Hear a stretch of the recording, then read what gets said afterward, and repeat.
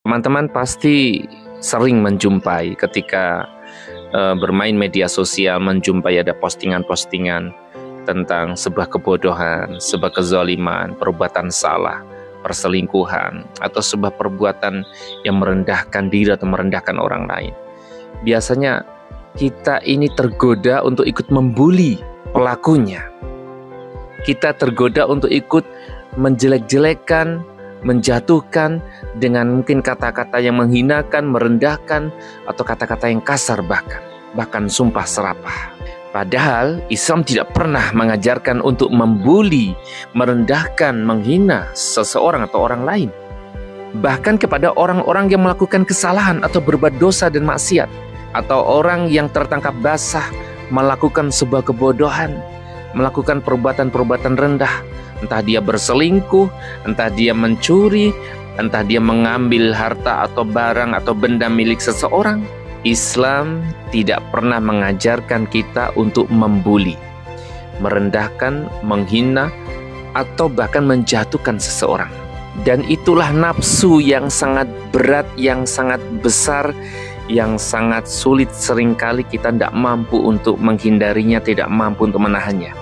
Jadi ketika kita ikut marah, ketika kita ikut kaget, ketika kita ikut heran, kita ikut tidak menyangka ada sesuatu kejadian yang menurut kita itu keterlaluan, menurut kita itu tidak pantas. Kemudian semua orang membuli, menjatuhkan, merendahkan, bahkan mengatakan sesuatu yang kasar, kotor, jorok, dan sebagainya pada pelakunya. Kemudian kita tergoda, kita ikut-ikutan, ada dorongan yang sangat kuat, dan itulah nafsu, ingin ikut membuli, ingin ikut men-typing sesuatu yang menjatuhkan, membuli, dan menghinanya. Tahanlah saudaraku, tahanlah. Apakah jika kamu sudah ikut membuli, menjatuhkan, merendahkan, menghina, kamu merasa puas? Itulah nafsu. Kamu merasa puas, dan itulah nafsu. Orang yang melakukan kesalahan, melakukan dosa, melakukan maksiat, memang dia salah, memang dia berdosa. Tetapi hendaknya bukan kita bully. Karena yang namanya membuli, menghina, merendahkan orang yang berbuat dosa dan maksiat, itu justru akan membuat hatinya antipati. Nasihat yang diberikan tidak akan bisa masuk, karena membuli itu menyakiti hati. Padahal dakwah itu tidak menyakiti hati. Dakwah itu menyentuh hati. Dakwah itu mengajak, bukan mengejek. Dakwah itu merangkul, bukan memukul. Dakwah itu lembut dan penuh dengan kesantunan, berusaha menyentuh hati pelaku maksiat atau pelaku dosa, dengan harapan jika hatinya tersentuh, dia bisa kita nasihati, dia bisa introspeksi diri, dan kemudian kita motivasi untuk memperbaiki diri supaya tidak mengulangi kesalahan dan dosa yang sama.